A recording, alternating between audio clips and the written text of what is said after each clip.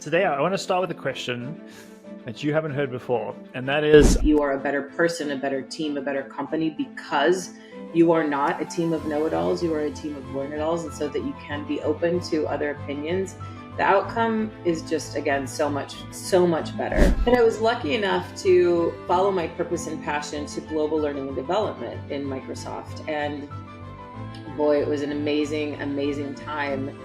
I knew that word, or a word like care, was going to make a huge difference in how Satya wanted our culture to be and how we were going to be seen in the industry. And care is fundamentally where I fully believe that you get to build trust, how you get to build trust and psychological safety. what's something you've recently changed your mind on?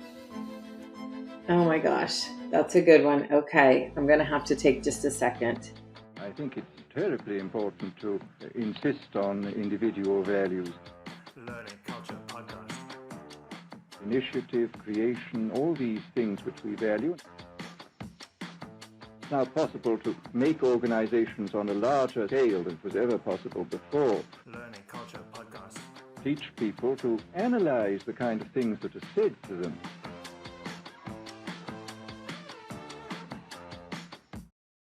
What's up, everybody? Welcome back to the Learning Culture Podcast. I'm your host, Andrew Barry. This is a show about creating cultures of learning inside companies. And joining me for today's episode is Stefani Okamoto. Stephanie is the Director of Manager Excellence at ServiceNow, where she's been for just over a year. She was brought to ServiceNow to own all manager and leadership capabilities because of her 23 almost year track record at Microsoft, where she spearheaded a complete change in their culture based out of the Global Learning and Development Group. She and her team spearheaded a new manager framework that was rolled out and is now part of the fabric at Microsoft called Model Coach Care. And it really emphasized, leadership enablement, but inclusive leadership and empathy and care to go with the highest standards at a company like Microsoft. So it was really interesting to talk with Stephanie through how she built that systemically and with data, and then how she's taken those 23 years of lessons into what she's building now at ServiceNow. And so in this conversation, you'll learn about that journey, and we actually pull out 9 elements of a framework that I think you could really use. It will help guide your leadership enablement efforts. Look, guys, this is a thing that I hear on every single client we talk to, right? Our managers, our leaders, they're not receiving the support, the enablement, the development that they need to lead. And in this episode, I think we start to uncover and crack open that case. So with that, please sit back, relax, and enjoy my episode with Stefani Okamoto. Stephanie, welcome to the show. Thank you. Hi, Andrew. It's good to be here. Yeah, I've been looking forward to this. And today I want to start with a question that you haven't heard before. And that is, I'm curious from you, what is something you have changed your mind on in the last few days, few months, few years? What's something you've recently changed your mind on? Oh my gosh, that's a good one. Okay, I'm going to have to take just a second. I think one of the things that I've changed my mind on is it's about, I always am trying to be as self-aware as possible in how I show up and how I think about things. And I always have, a set opinion, and I usually have ideas about how I want things to go.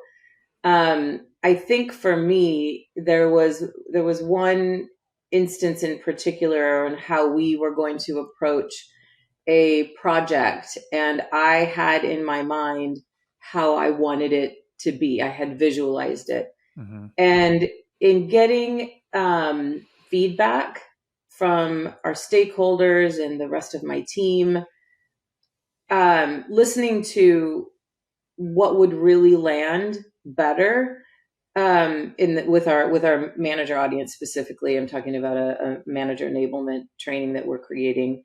Mm-hmm. We changed the approach, and because I listened to those around me and the stakeholders that we really needed to get their opinions on for it to land correctly and how we wanted, we changed the approach. And I am so happy that we did, because it's a much better approach. I love that. So Yeah. yeah, it's difficult though. I tend to have my vision and I kind of want, things to go potentially a certain way. But when you can open up and just hear other opinions, the result is so much better. So, and that's something I'm always working on anyway. Yeah, so you and me both, Stephanie. I feel exactly the same way as you, and I feel like I've learned that lesson a few times recently as well. Like, to me, that's actually been trying to explore this a bit as an idea. That's intellectual humility. Yes. That you still have a very strong point of view and perspective on how things can be done or should be done, but you're open to those new ideas, Yeah. and you're open to that idea being improved by others' Yeah. perspectives. Well, I was at Microsoft for 23 years. And one of the things I loved about Satya is that he really talked about having a culture of learn-it-alls versus know-it-alls. And, Yeah. Being born and raised in Microsoft in the early days, it was about kind of being a know-it-all, to be honest, and the smartest person in the room and the loudest person in the room. And it was almost a survival technique. And then to know that you can change that, and you are a better person, a better team, a better company, because you are not a team of know-it-alls, you are a team of learn-it-alls, and so that you can be open to other opinions. The outcome is just, again, so much better. Yeah. Yeah, I love that. And you and I talked about that briefly when we first caught up, and I'm glad you brought that up. Yeah, I think that's going to be a good frame for this conversation. So you had 23 years, I think, right, at Microsoft? Yeah. And incredible. Tell me a little bit about the model coach care framework and all that. Yeah, how did that come into being? Yeah, take us through that bit. Yeah, so I reinvented myself many times at Microsoft. I started as a software tester a long time ago. And throughout my tenure at Microsoft, management excellence was always something that I gravitated towards, whether it was taking on V teams for people initiatives or things like that. Like, I was the person that wanted to do those things. And I would seek out gaps or voids in things that were happening from a people perspective in our organization. And I would always try and fill those gaps or those voids with things specifically on the manager excellence lens, like creating manager communities, creating manager forums where I can bring managers together to learn from each other, to be better and do better, and aspiring manager forums, starting those so that people who are seeking to be manager would do it for the right reasons and not for the promotional velocity or I joke that don't do it for the gifts and prizes, because that's not not what it's for. It's not about you anymore. Yeah. And I was lucky enough to follow my purpose and passion to global learning and development in Microsoft. And boy, it was an amazing, amazing time when we started this initiative around Manager Reimagine, and really looking into the criticality and understanding the criticality that the role the manager plays on a culture and on every employee experience. And so we started by looking at the data. We realized, and this is common across the industry, that a lot of times managers don't have clarity in role. They don't feel they're set up for success, and there's not an accountability or measure for if they're doing well or not. And so the first thing that we did at Microsoft, and I'm proud to say that's why I'm at ServiceNow now, they recruited me to come and do the same work for them, which I'm so excited and happy about. But the first thing that we did is we had to identify the expectations that we were going to hold our managers accountable for. And there was a lot of rigor, a lot of data to go into what that exactly looked like. And we landed on model coach care at Microsoft. And care was a word that wasn't, I don't want to say not necessarily widely accepted, but it was a word at Microsoft early in the day that kind of meant weakness, or, don't show care. You just have to keep kind of pounding it out and driving the business forward however you need to. And I knew that word, or a word like care, was going to make a huge difference in how Satya wanted our culture to be and how we were going to be seen in the industry. And So it was really around modeling the way, coaching, being a good coach for those that are lucky enough to report to you, and then caring about each individual person as a human being and showing care and empathy to those that you work with. And it landed very well. And I'm so proud of that work. And it's what gave me the experience to be able to come to ServiceNow when they came to me and said, hey, would you like to come and do this for us? And so, it's exciting. That's awesome. How is care a strength? Care is fundamentally where I fully believe that you get to build trust, how you get to build trust and psychological safety with not just your team as a whole, but every single individual that you are lucky enough to have in your life and on your team for that specific moment, because things change so quickly. But if you can show genuine and authentic care for every person, not just on your team, but again, who you partner with and work with across the company as human beings, boy, what you can accomplish, right? Because then you can have the freedom to be creative. You can have the freedom to know that you might stumble or make some mistakes along the way, but you're going to learn from those. And the outcome is just so much better. And at the same time, through change and through uncertainty and through the celebrations, you're in it together, and you have this sense of belonging, inclusivity, and that somebody has your back. So a lot of it, I think everything is based on that care and humanity and kindness in the world. Yeah, that's a beautiful response, and I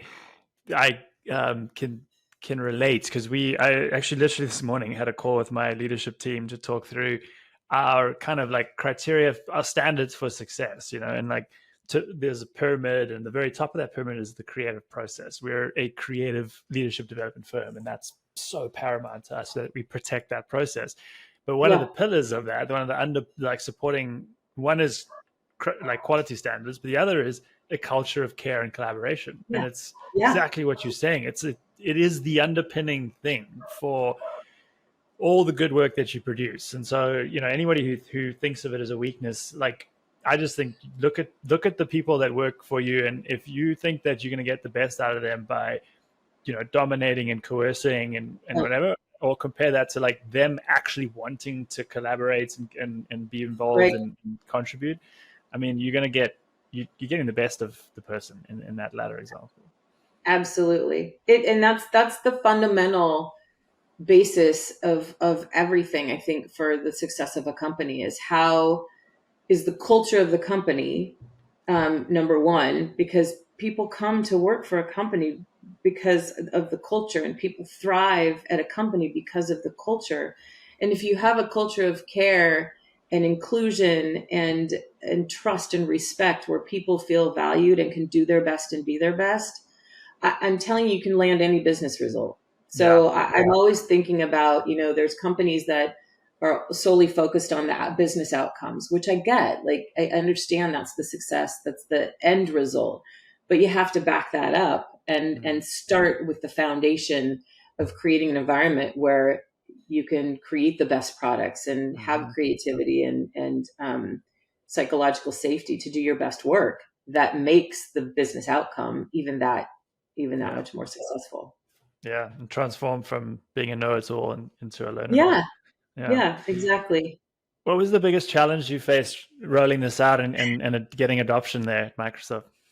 At Microsoft, I think that the biggest challenge we faced was, in the beginning at least, was, our poll results, or our company poll results, like, things are fine. Like, our numbers look fine. Our data looks fine.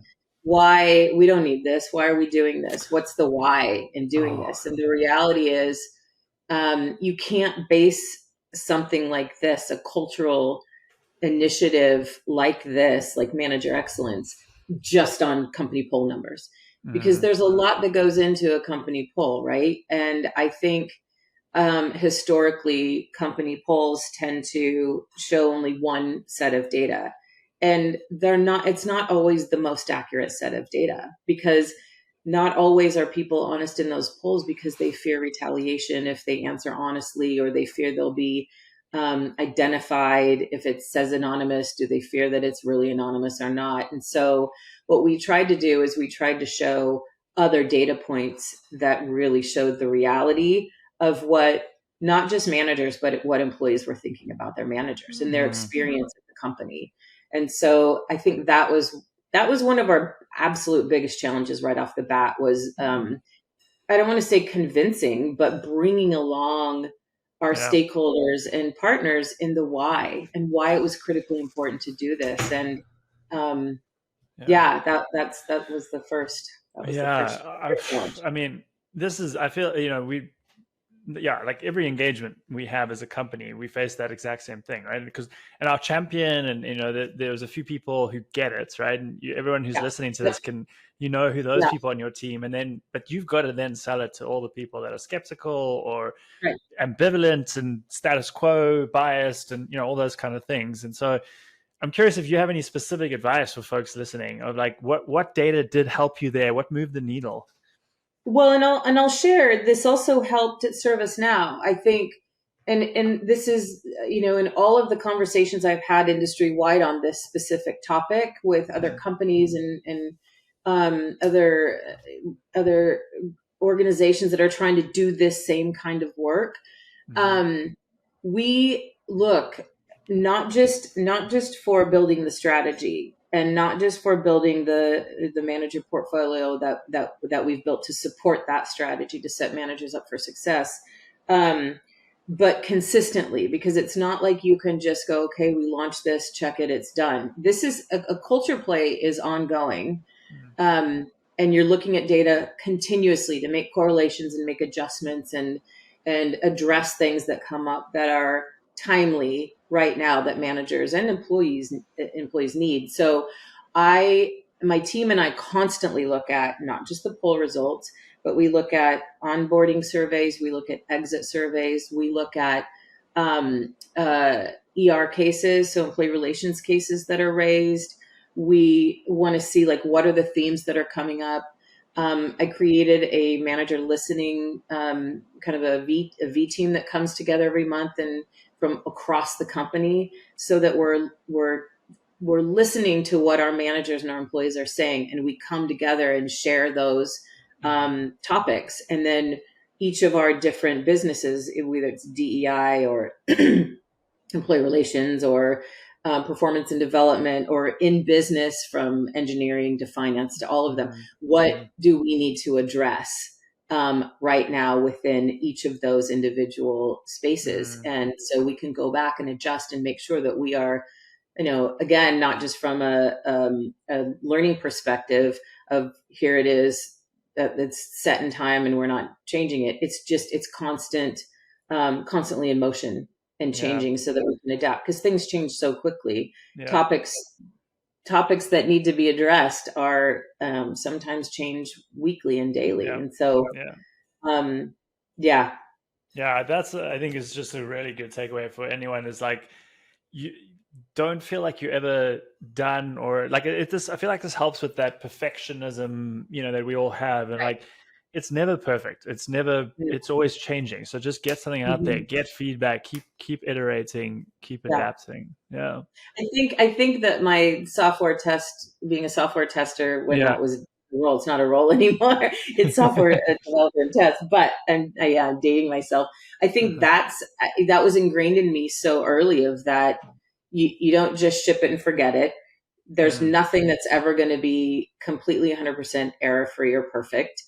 But what you do is you keep watching and iterating and improving over time. And so I've taken kind of that philosophy, and it goes kind of with the product mindset of how you do any product or project, and how you have to approach it.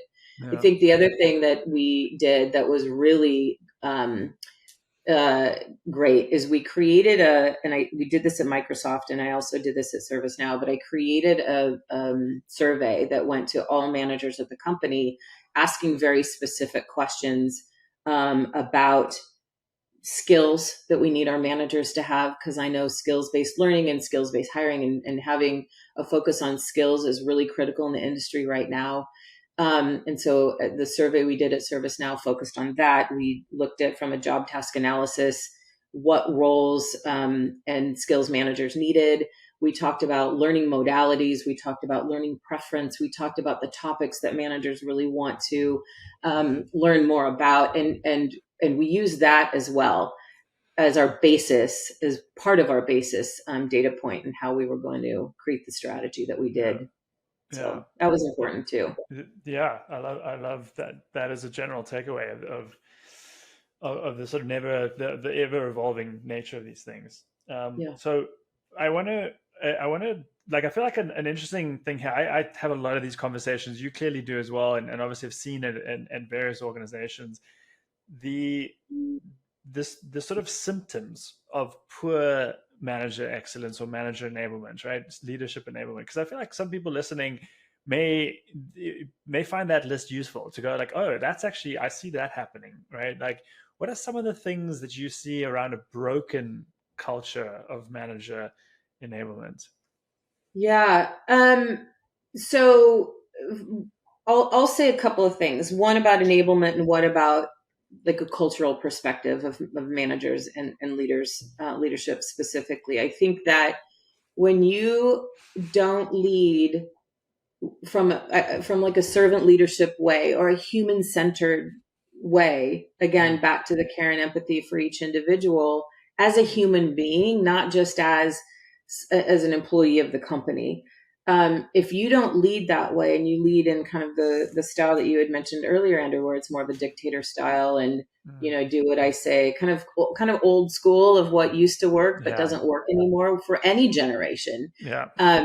You need to have a culture of empowerment, and where you are trusting others. You hired them for a reason, and you want to challenge them and grow their skills and capabilities in an environment, and I mentioned this before, where they can do their best and be their best. And if you're a leader or a manager, and you are a micromanager, or leading from a dictator perspective, or you're making it about you as the manager versus the team and growing the team, you're creating a culture of fear. And when you create a culture of fear, nobody can do their best, because they're so worried about what landmines they're going to be stepping on, that they don't feel like they can be creative, or they can falter or stumble. And so I think from a cultural perspective, leaders and managers really need to be aware of that, and self-aware of how they show up themselves, their biases, their triggers, things that that make them become maybe defensive, or fall to a place where they might micromanage. But you really need to make sure that you are empowering your team, creating an environment of trust and psychological safety, to where that fear isn't there. One thing I noticed, it was interesting for me in moving to ServiceNow specifically. Cultures at every company are very, very different. And I have felt so respected and valued and heard and trusted to do this amazing work that I've experienced in doing at this amazing company, that I used to have this imposter syndrome feeling a lot, right? Because it's constantly, am I good enough? Am I doing enough? Am I smart enough? Am I working hard enough? All of those things. And when you are working in an environment that is all of the things I just mentioned, I've noticed I don't have that anymore, because I'm empowered to have my voice and my thoughts, and boy, it's the most freeing feeling. So that's on the culture part of it. I know you asked me about enablement. Yeah, well, no, like full authentic expression. Like that's what we're talking about here. And I couldn't agree more. And I wanted to go back to something you mentioned about the fear. There's the fear that manifests in a team where there's a leader like that. I think there's also, I think the root of that behavior is the fear in that leader themselves, right? Would you agree with that? Like that fear, like, I need to control this. I'm the only one who's going to be able to do this the right way. that right, that's all very fear based. I'm curious if you've Yes. thought about how to help people kind of break that down. We have, not just through enablement and some of the topics and the gaps that we've seen and are trying to address specifically around things like courageous conversations and how to create an environment of psychological safety and build trust and all of that. It's back to what I said about being self-aware, right? Like there was something that I was, when I'm in I'll just use myself as an example. When I'm in a situation where I'm feeling triggered or defensive or want to like start trying maybe to control a situation, I always try and step back and say, okay, why am I feeling this way? What is triggering me to make me feel this way? I'm not pointing the finger out to anybody else. I'm saying, what do I own in this? And a lot of times for me, one of my biggest triggers is fairness, right? And so if I see somebody else not being treated fairly, or if I feel like I'm not being treated fairly, or feeling like I'm being disrespected somehow or not heard, I immediately react. And so I think that if we as leaders can be more self-aware around how we're showing up and what parts do I own in being triggered in the conversation, I can just step back and pause for a minute. You can approach the situation differently, and I feel like that in itself would address the fear that you would be creating for yourself and then for your team as well. Yeah, I totally agree. And to me, that all links back to that psychological safety, that creative process. I think you sort of alluded to that. It's okay to not be perfect. It's okay to make mistakes. Like that, all of like that's so much part of that culture. My team and I joke a lot because I make a lot of mistakes. I say, you say things or you do things, or you're like, oh my gosh, I'm so sorry. I forgot about that. And we joke about it because to me, humor is another big thing. Like you have to be able to laugh and you have to be able to not take yourself so seriously to create an environment that's actually fun too, especially when the times are difficult and there's angst and anxiety in the system. You have to find ways to have fun. That's the model, right? In your framework, right? Model, coach, care. Like really. And at ServiceNow, I'll share with you at ServiceNow, the expectations we created that are landing so well is grow self, grow team, and grow business. And so if you think about that, it's growing yourself, how all the things I just said. How are you looking at your triggers? How are you showing up every day? How are you being self-aware in you as an individual as well as you as a leader?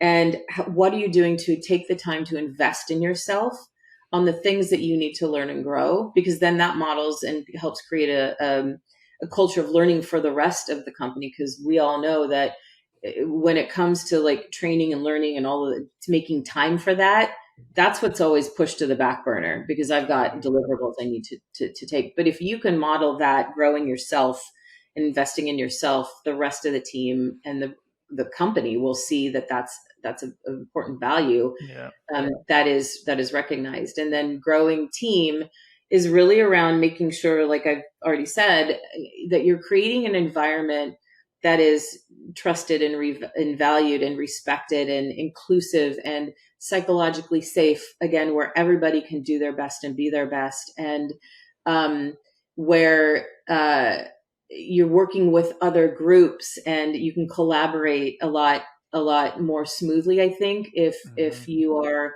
not just in your own silo.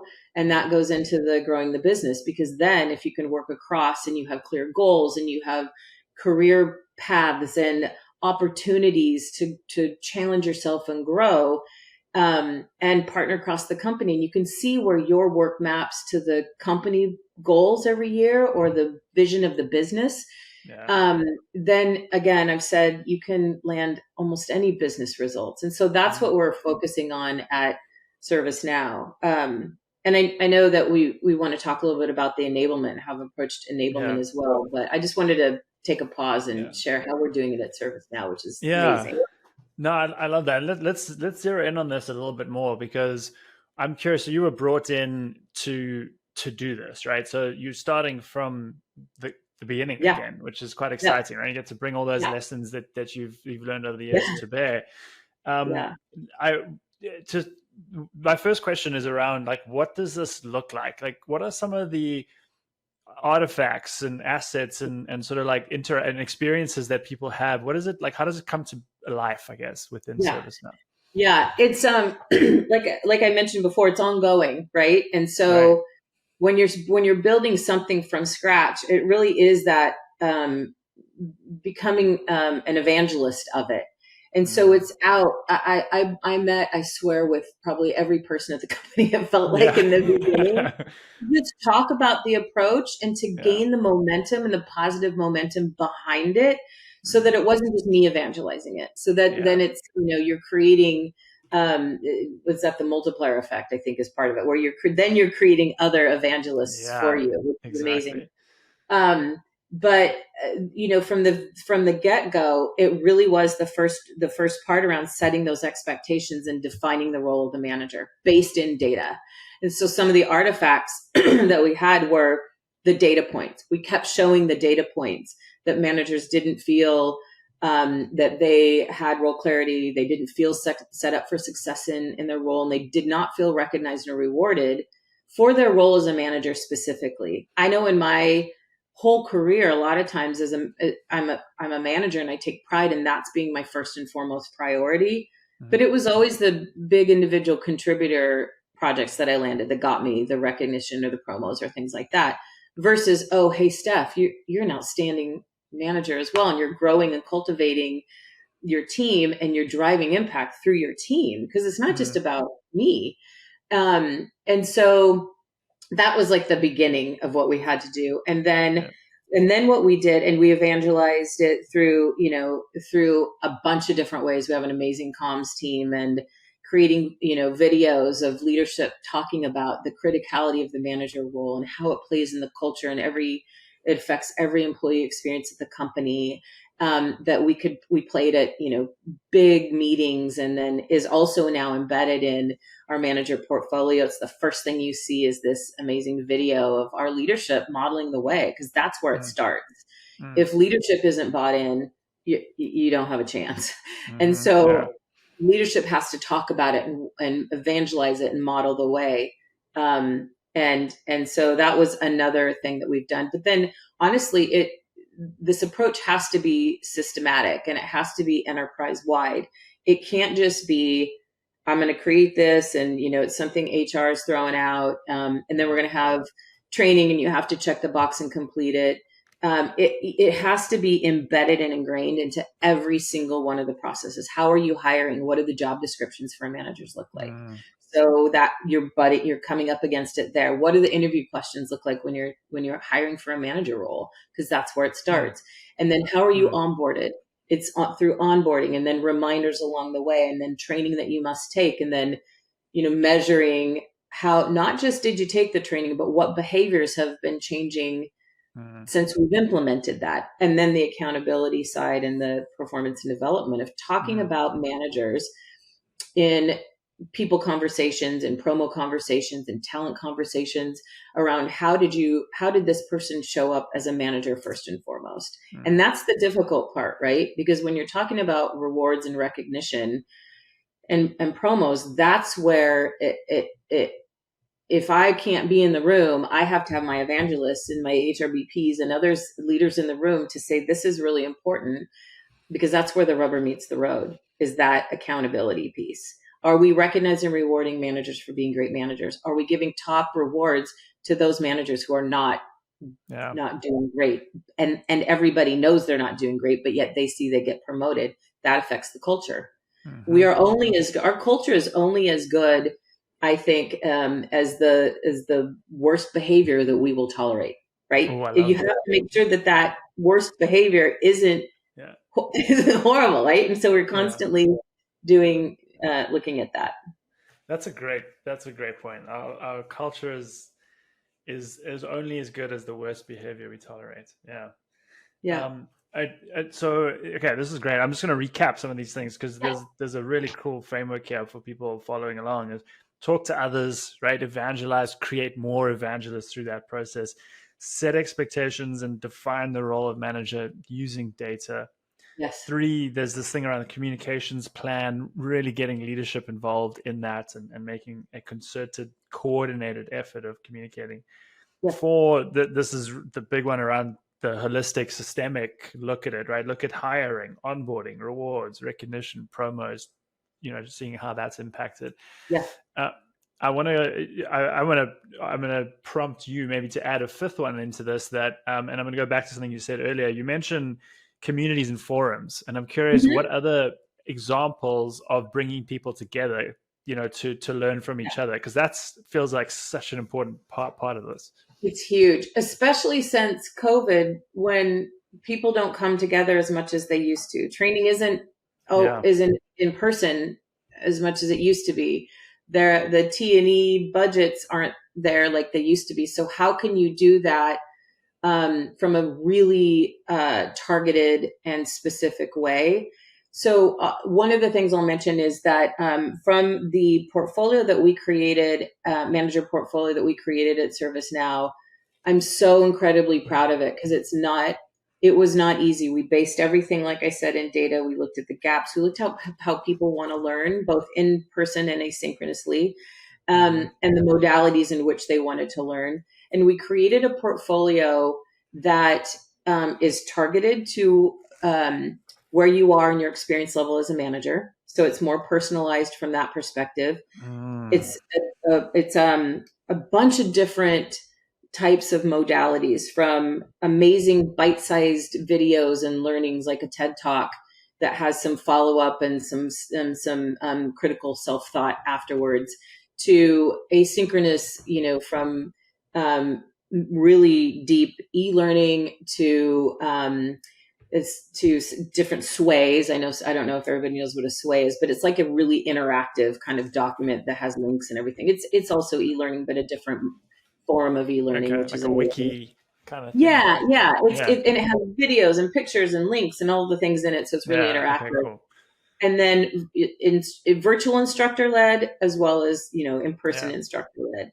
Yeah. We've been targeted on, okay, so when you talk about the bringing managers or bringing people together to learn from each other, we've tried to do our virtual instructor led trainings that embed really deep breakout sessions, so that you have first a limited set per session, so that you create an environment of psychological safety to Mm-hmm. learn, and then you have smaller breakouts within each of the different sections of the learning, so that you can practice with other managers, right? So those are smaller groups, so it feels like you're in the room, but you're not, and you're learning from Yeah. each other.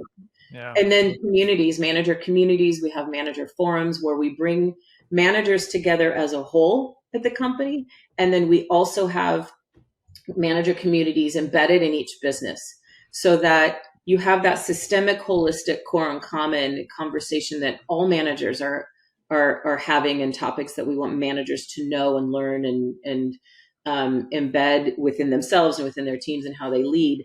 But also then, if I'm a manager in sales, like, what does that look like? Because I need the core and common of knowing how to be a good coach and how to Mm. create an environment for my team. But I also need to be able to coach good sales um, people, right? And so what Yeah. does that look like? And so we've worked really hard to create kind of an easy lift and leverage. Here's something that you can leverage every month with your managers within each discipline or each business, that maps Mm. to our core grow self, grow team, grow business. So Yeah. it all kind of always ties back holistically and enterprise wide. Yeah. So it's a challenge, though, to be honest. And then if we have big events like a sales kickoff or employee kickoff, and there's going to be people in person, then we try and tailor certain things, like a leadership session or a summit that Yeah. targets those who are going to be together. Yeah. Oh, I love that one. I'm just going to write that down as well. Now the eighth one on my list here. You've created an awesome framework here for people. Leverage existing in-person events. We did that with Workday this year, and it's amazing when like that's already it's like I feel like this is quite an underrated one because everyone wants to do the in-person piece. No one has the budget or time allocation in the year to do it, but there are existing times where people are coming together. And so just how do you fit in an hour thing there or like a half day thing here or I love that. Or if you're bringing your team, say you're bringing your team together to do like fiscal year planning, maybe you spend an hour going through some of the manager training together. And then you talk about what you've learned and put that learning to practice together as a group. We encourage that as well. Because we do have, one of the things I was going to say is that in addition to looking at the different modalities and how we've created the new manager portfolio, is we've also we identified the top skills based on all the data I said in the beginning, and including the manager survey. We identified the top 13 skills we need our managers to have at ServiceNow. And we have embedded those skills into our system. So if you go to our Career Hub page, those skills are listed as required if you're a people manager. And we've also tagged every single learning modality and learning solution that's in the system with the skill and with the proficiency level. Amazing. So that when you come into the LMS, you can see what skills you're learning that map to the ones that are required for your role. Yeah. I'm so proud of that because that was a huge lift, just the identification of the skills. Totally. But then tagging, and that's one of the things I talk a lot with other companies about because they're like, how did you do that? Yeah. I mean, people will kick me if I don't ask you, but any advice for people starting a project like that? Yeah, I think that the very first thing again is to, and this is why I approached the manager survey, the enterprise-wide manager survey that I did in a specific way to consider job task, asking the questions from a job task analysis perspective of the skills. So we had a whole bunch of skills that we let managers choose from, and we worded in a way that would map to being an actual skill that would show up from a job role. And that's the first part, is identifying the skills that you want your managers to have at your company. And I know it's hard because we had a lot and you kind of want managers to have all of those skills. Yeah. But the targeted 13 is what we've really embedded into the system and into the expectations. Yeah. So I'm super proud of that. That's great. Yeah. And I feel like just having that constraint or whatever it is, prioritization, right? Like really, like you can't boil the ocean. You can't do everything. Right. But those 13 clearly get more than 80% of the result probably for you. That's right. Awesome. That's right. And it goes, it's interesting because a lot of them are,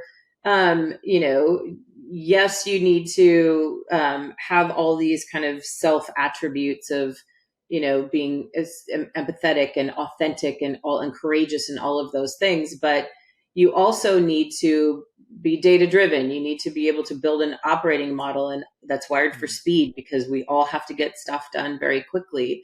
And so you have to have the business outcomes in those skills as well as the care of how not just the what you want managers to do, but the how you want them to show up. Yeah. The what and the how. Both. Yeah. Okay. So I won't recap everything here again. We'll do this in the show notes. Anybody who's following along can check them in the show notes. But I feel like the last one, and we've touched on this, so I'm going to give you an opportunity to, if there's anything more to say, is on the continuing measurement and evaluation, right? Because you mentioned it's an ongoing thing. You're always doing it. Anything else you want to add to that aspect of it? Yeah, I think that one of the things that we did this at Microsoft, and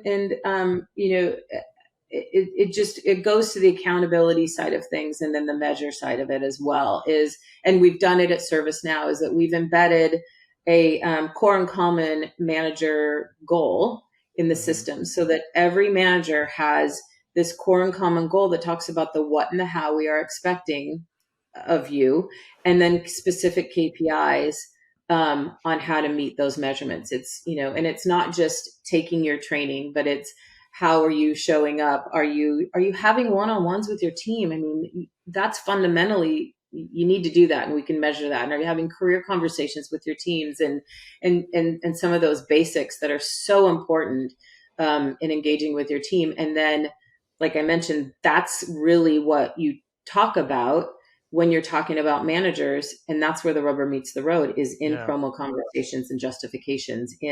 Are they meeting this core and common goal first and foremost? If they're not, then they're not ready to be promoted yet, in my opinion. They shouldn't get top rewards yet. It's really that accountability, because that's where it can all crumble. Because if you have all of these other things in place, but that you're still recognizing and rewarding managers who might be driving an environment of fear, who might be driving retaliation, who might not have one-on-ones or even meet with their teams, or they're taking credit for the work that their team did for themselves, that's not something you want to recognize and reward, because everybody's watching. And when you're doing that, then that's another hit and another crumble at your culture. So, and it's leadership modeling the way. That's everything. That's what it always comes down to. Yeah. Well, I mean, that's awesome. I think we've packaged up 25, 30 years of experience here in nine key things. Read them below. No, I mean, clearly, there's so much more we could talk about, Stephanie, and I love having these conversations. It's really great to see how things have evolved for you. Maybe as a final sort of question, I'm wondering if there's sort of, actually, now going back to the first question, I said something you've changed your mind on recently.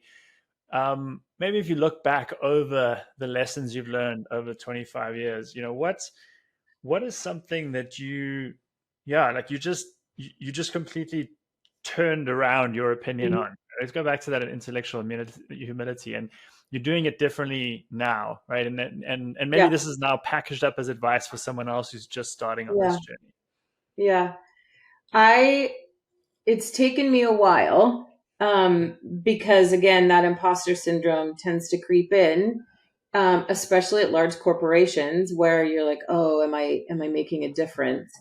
The thing that I have turned around for myself specifically, and this is the human aspect as well as the leadership aspect, is how I stand in my confidence, especially when I'm uncertain, especially when I'm in an environment of fear, especially when other powers that be or leadership is, creating an environment where you don't maybe feel like you can stand in your confidence. Yeah. It's really making sure that you aren't quieting your voice if you feel strongly about something in a room that is maybe scary, or there's top leaders in the room and you're afraid to say something because you don't want to look foolish or you don't want to look dumb and then be tagged for that. I had to learn and tell myself, Stephanie, don't leave this room without saying what you're feeling, without saying your opinion or don't let anything quiet your voice. I try not to be one of those people that speak just to hear myself speak, right? But if I have something really important that I want to say, I'm not going to let fear stop me, regardless of who's in the room. We're all just people, and we're all just trying to work towards living every day to the best and our fullest. And that's something that I had to learn is I call it, don't let anybody dull your sparkle. Stand in your confidence and trust yourself. It's not easy all the time, but when you do, you leave the room without regret. And that's what I tell myself. I tell my kids that too. Yeah.